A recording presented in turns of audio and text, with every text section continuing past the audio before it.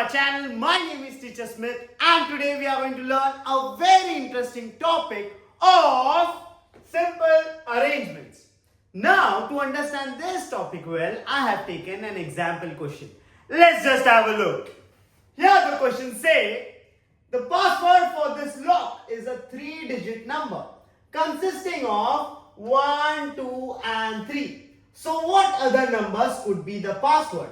Numbers cannot be reused. Let's try to understand this question. Here I have a box and inside this box there is a 3-digit password.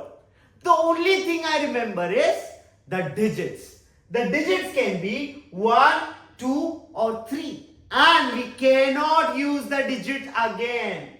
Cannot be reused. This means if I use 1, I cannot use 1 again. If I use 3, I cannot use 3 again. Now we have to list down all the possible passwords of this box. So, what are we waiting for? 3 digits. Let's try to find out what is the password.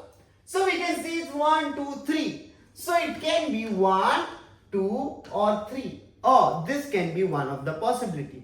Or we can just use 2 or 3 and 1. What else we can do? We can try with 2, 3. Oh, not possible. Already done. So 2, 1, 3. Oh, sounds good. Or else we can try 3 with 1 and 2. Is there anything that we can try? Oh, we can try 2, 3, 1. Oh, that's all? I think that's all. But there's a part that we can pay attention on. Here, 2, 3, 1 and 2, 3, 1. I have repeated. I have double counted. And also I'm not sure if these are all the passwords that we are looking for. So how can we be sure that these are the list of passwords? Because if I randomly write down, I may miscount, I may double count. So how to be sure? So let's just take an example. For example, I have a classroom. And in this classroom there are some students running here and there. Some jumping, some jumping. So I want to count the number of students. But what happens? When I count them, they keep jumping here and there. In this situation, I may miscount, I may double count. So what's the best thing I can do to count the number of students? Our teacher just asked them to stand in a line or sit on the benches. Then I can count them in an order.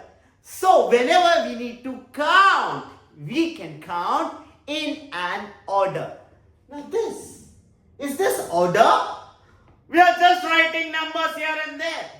So let's try to figure out how to list down it in an order. So to understand this, for example, let's take a simple example. I have 2 fruits, that is an apple and a banana. Now I also have a freezer. I want to put these fruits inside this freezer. So what are the different arrangements I can put this to? Okay, so first I can put apple here and banana here. Is this the only one? No, we can change. Banana first and then apple later. So we have just 2 fruits. With just 2 fruits, we can find out 2 different arrangements. That is, this as the first, this as the second.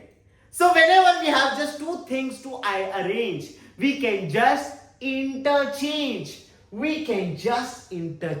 So yeah, whenever we have to arrange just 2, we can interchange. Now, with this thinking method, let's try to find out our numbers. Now I have 2-digit number, that is 1 and 2. Now I have to list down all the arrangement. Just like fruits, we can place it like 1, 2 or any other. Perfect, very good. We can interchange. So yeah, 2 and 1. So what we can understand, whenever we have just 2, we can interchange. Now understanding this, let's try to apply in our question. But the problem is, there are 3 digits. How we can manage? So let's try to figure it out. With this 1, 2 and 3, as I just said, we have to do it in an order. So in an order, the first number should be as minimum as possible, as small as possible. So which digit I can put? Oh, we can put here just 1. Now here, which digit I can put? We can try putting it the other biggest, which is the next biggest. That is 2. And what is the only digit left? Perfect. That is just 3. So I'll write down 3 here. Now, what do you mean by the word in order? Now, the next number should be what? We think the next digit that we should try is again 2. But just think, with 1, when I keep it as 1, I have 2 digits. That is 2 and 3. With this 1, did we finish all the possibility? Because we just saw when we have 2 digits, we can interchange. We can interchange. So, keeping the 1 as it is now, here this 2 and 3, we can interchange. So, with this 2 number, is there any other possibility? No. Now we can proceed. So, now we can keep increasing. After 1, which digit I should try? We should try 2. Now, when I try 2, what are the other 2 digits that I can put? Remember, in an order. So, as small as possible. That is 1. And then here the remaining one as 3. Now, what we should do? Should I increase the number? No, we haven't finished with this 2 digits yet. We can interchange. So, keeping the 1 as it is, that is locking this position.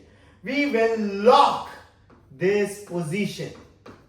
And regarding the interchange, we will interchange this one. So I will write down here interchange. See here? Now let's interchange. We'll get 3 and 1. Is there any other possibility? No. So now let's try to increase. After 2, which digit I should try? Oh, it's just 3. Now with 3, what is the next one? As small as possible. So it's 1. What is the remaining? That is just 2. Very good answer. Now, what we should do? Is that all? No, we can interchange. So here, 3 I can keep as it is. Lock! And then 1, 2 can become 2 and 1. Now, can we try the next digit? Do we have any? Oh, we tried 1, 2 and 3. Now there is no more. Now we can assure that I have listed all the possibilities in here. So, with a systematic way of counting, we can list all the arrangements. So, let's just count how many arrangements are there. This is 1, 2, 3, 4th arrangement, 5th, and then lastly 6th. So, in total, there are how many arrangements? Perfect. I can arrange 1, 2, 3 in the 6 different arrangements. So, here the answer is 6 ways. So, what we can understand from this question here, whenever we have to arrange 3 things, what is the method that we followed? The first one, we lock, and the second one, second part, we interchange. That is lock and interchange. And when do we do this? Whenever we have to arrange how many items?